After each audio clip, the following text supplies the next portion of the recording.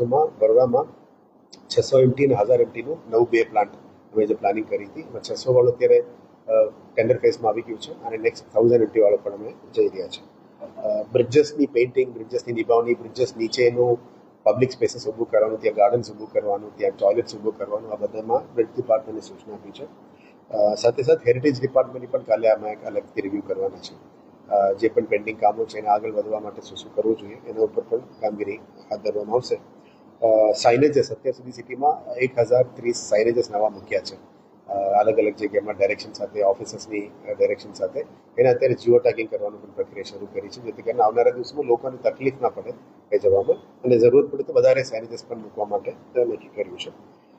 Zoo department દ્વારા water એન્ક્લેવ અને reptile એન્ક્લેવ પણ આગળ કરવા માટે એ લોકો નક્કી કહેતા હતા, એટલે આવનારા દિવસમાં એનું પણ પ્લાનિંગ કરીશું. અને જે આજવા સફારી પાર્કની મુલાકાત પણ આ અઠવાડિયામાં કરીશું, જેથી કરીને ત્યાં કયા કયા નવું ફેસિલિટીઝ ઊભું કરી શકીએ એના ઉપર એક ચર્ચા વિમર્શ કરીને ગાર્ડન ઝૂ ડિપાર્ટમેન્ટને અમે પૂછીને ફેસિલિટીઝ વધારે ક્રિએટિવ ડેવલપમેન્ટનું કરવાનું કીધું છે.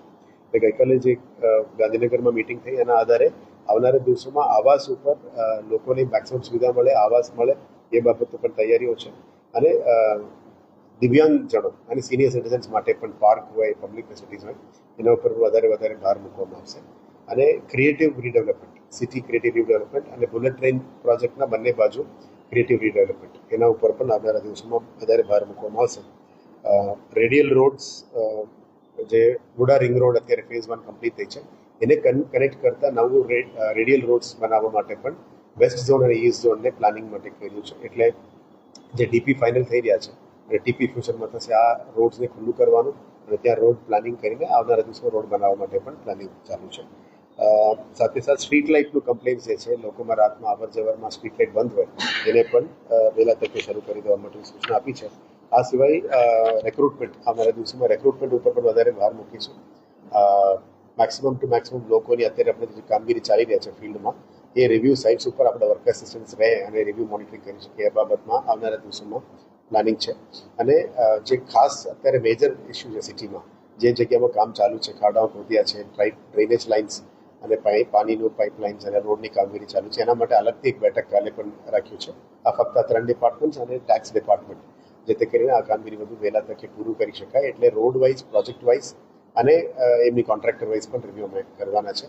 આશા એ છે કે વહેલા તકે આ કામગીરી પૂરું કરીને પબ્લિક માટે આ તમામ રોડ્સને ખુલ્લું કરી શકાય અને જે જગ્યામાં બંધ કર્યું છે એ આ બધા કામોમાં વહેલા તકે કામ પૂરું થાય અને આવનારા દિવસોમાં કોઈનું અડચણરૂપ ના થાય અને માર્ચ એપ્રિલ મહિનાની અંદર જે પણ કામગીરી પૂરું કરવાની, વાઇડનિંગ કરવાનું કામગીરી છે એ પણ થઈ જાય એવા દિશામાં અત્યારે કામગીરી કરવાનું નક્કી કર્યું છે.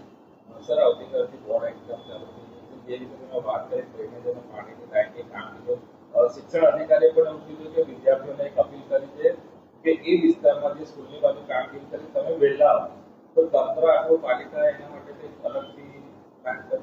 એ શિક્ષણ અધિકારી શું કીધું અમને ખબર નથી, પણ લોકોની સુવિધા વહેલા તકે મળે એના માટે ટ્રાફિક ડિપાર્ટમેન્ટને પણ વાત કરી છે. એસીટી પોલીસ સાથે પણ કોર્ડિનેશન કરી રહ્યા છે. એટલે અમુક જગ્યા ઉપર વહેલા તકે પહોંચી શકે, એટલે ત્યાં નડતરરૂપ કંઈ કામ થતું હોય એના બધાને થોડું વહેલા તકે પૂરું કરવા માટે સૂચના આપી છે. પણ શિક્ષણ ડિપાર્ટમેન્ટ તરફથી એવું કે અત્યારે આપણા પાસે કંઈ માહિતી નથી, પણ જે પણ સુવિધાઓ પબ્લિક માટે કરવાનું હોય અને બાળકો માટે કરવાનું હોય, આમાં પાલિકા તરફથી કંઈ કરવાનું રહેશે તો અમે ચોક્કસ કરીશું અને એકવાર સંકલન કરીને શિક્ષણ અધિકારી સાથે સંકલન કરીને આ કામગીરી કરવામાં આવશે.